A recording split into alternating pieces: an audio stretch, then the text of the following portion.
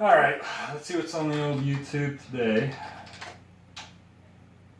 Oh, AVGN's Halloween review came out. Should probably get started on my Halloween review pretty soon.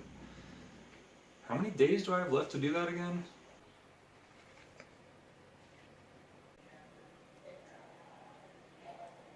Oh,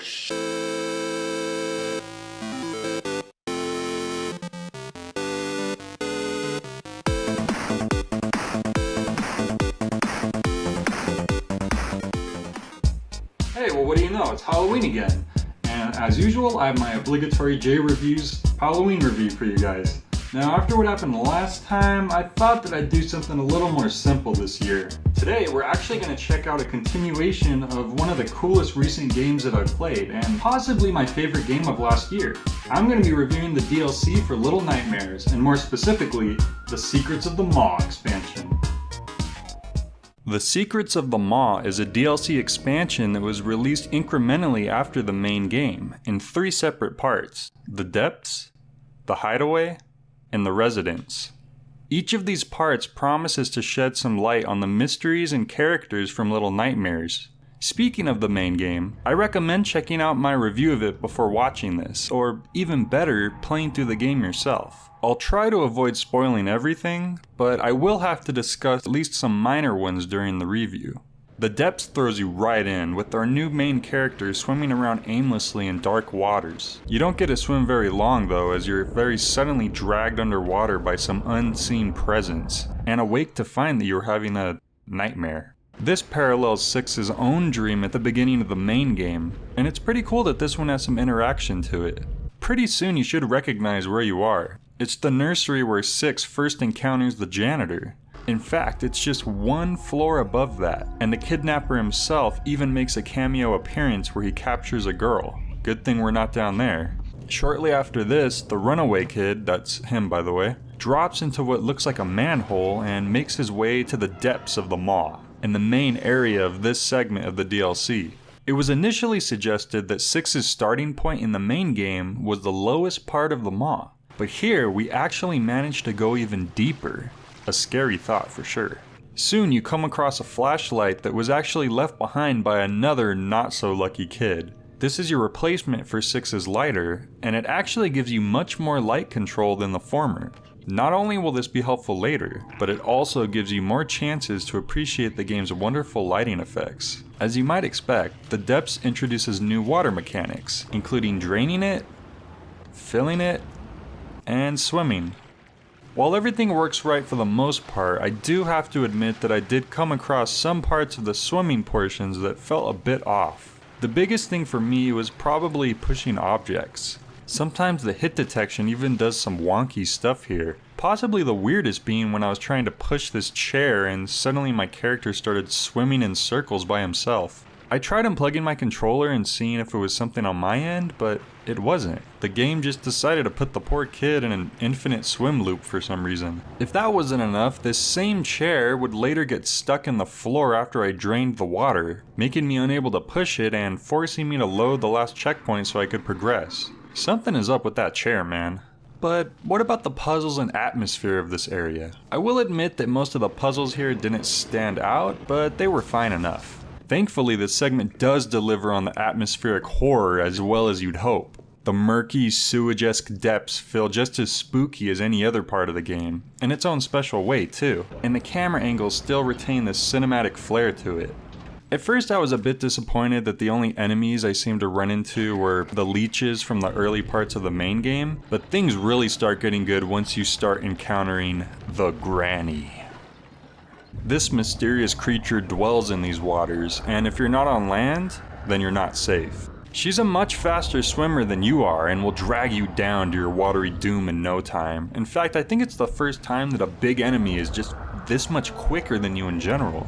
Not to keep bringing up glitches, but I did find another one during these parts. Instead of dragging you down, occasionally the kid will just be stuck well above the surface of the water, struggling during the death animation. It's amusing to say the least. As you come to the ends of the depths, you actually encounter the granny again in some sort of boss battle, similarly to when you face off against the janitor in 6's playthrough. I love the fact that they added this, as it's not very often that you get to fight back against the enemies of this game. I don't want to give away what happens at the end of this, but let's just say if you found the conclusion of the janitor fight shocking, then this won't disappoint. The exposition of the depths has the kid climbing up a tall ladder before getting captured by the janitor himself.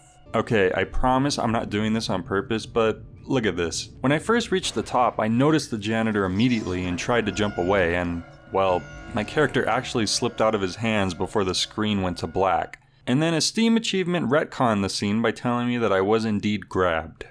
We're just gonna ignore that because, look, it's 6, meaning that the runaway kid was the child who gets dragged away in his cage all along. Now that's a nice way to tie things together, and what a way to end this part of the DLC.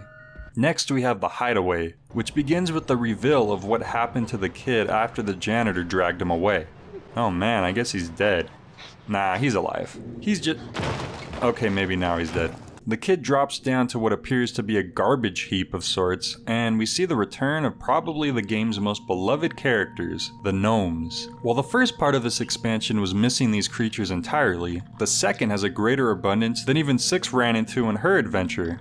In fact, the Hideaway completely focuses on the secret areas of the mall that the gnomes inhabit.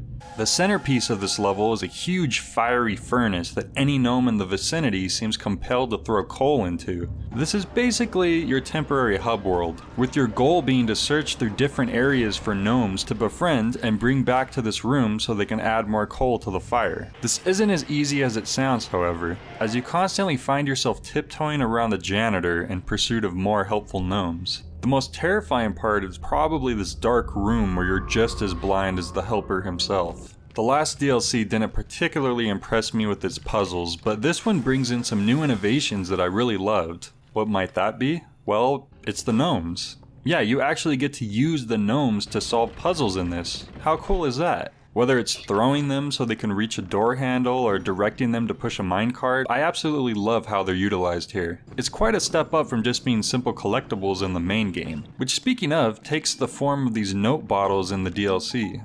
Now this segment does have its flaws, mostly just with some confusion on what to do at certain points. Here in this room it took me forever to realize that you could open up this cupboard simply by the fact that I wasn't standing in the exact right spot when I tried to grab it. And here I had no idea if I was supposed to catch this gnome or not, since it seemed like it wouldn't let me grab him. You can, it just turns out you have to hold down the grab button instead of repeatedly tapping it like I was, and even then he puts on quite a chase. Also there's... what the hell's even happening here?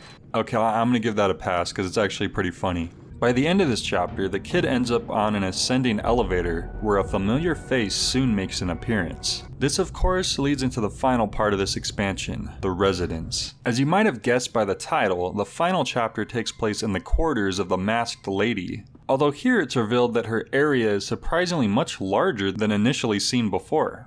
Much like the Hideaway, you have a central hub in that of the lady's library. Your main goal this time being to find these tiny dull statues in order to unlock a heavily sealed door. At first this seems like merely a task of having to solve puzzles here and there. A lot of this segment actually reminds me of the Resident Evil series. Here you have this puzzle that consists of lighting up portraits of some deranged family whom I can only assume has some relation to the Maw. These are some awesome drawings, by the way. And then there's this part where picking up the needed statue causes the ceiling to start coming down, threatening to crush you into a kid sandwich. Just mere tricky puzzles couldn't be enough, however, oh no. As you start making some good progress, the library encounters a blackout. Sounds bad already, right? You don't know the half of it. Here's where you encounter an entirely new type of enemy. This isn't some leeches or the gentle armed janitor. No, we're talking about the shadow kids. These little brats will appear from any absence of light and are willing and waiting to drag you right into the darkness with them. Luckily, you have just the perfect thing to take care of these creatures, your flashlight. Keep your light focused on them, and before long they'll be defeated. Sometimes, however, it's easier said than done. Not only are they fast as sin, but there's a lot of them, and it doesn't take long to become crowded and overwhelmed by them. I'll admit, these shadow jerks are probably the hardest section of Little Nightmares that I've encountered so far, and sometimes to the point of annoyed frustration. That being said, I always welcome a challenge, and just like anything else you run into, they can be overcome with enough determination. After you manage your way to the end of this DLC, you end up coming across something quite interesting. A secret about the lady. A terrible secret. A terrible secret that leads into something else that's even more astonishing. But I can't rightfully just spoil that here, right? As I said in my original review, Little Nightmares is a game about experience. Though it has wonderfully dark visuals and amazingly tense atmosphere, above all else, Little Nightmares is a story. And I encourage any of you who find it interesting enough to pick it up and experience that story firsthand. I'd recommend Little Nightmares to just about anyone, but what about the DLC? Being mostly into older games, I must admit that I'm still not very comfortable with the idea of paying for more parts to a game that I already considered to be whole when I first bought it. I'm still this gaming romantic who thinks that the best games is being this single completed piece of work, almost like interactive art.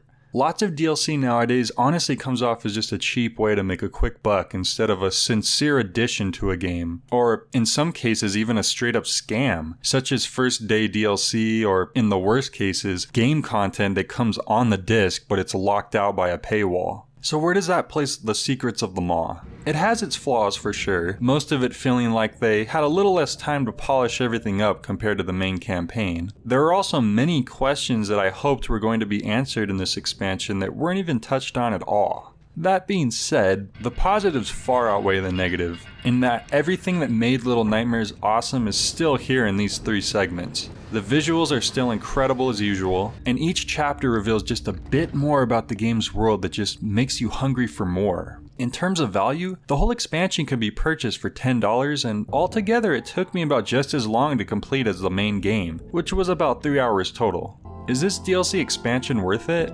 For me, yeah, definitely. And if you enjoy Little Nightmares as much as I did, and if what you've seen has intrigued you enough, I think it'll be for you as well.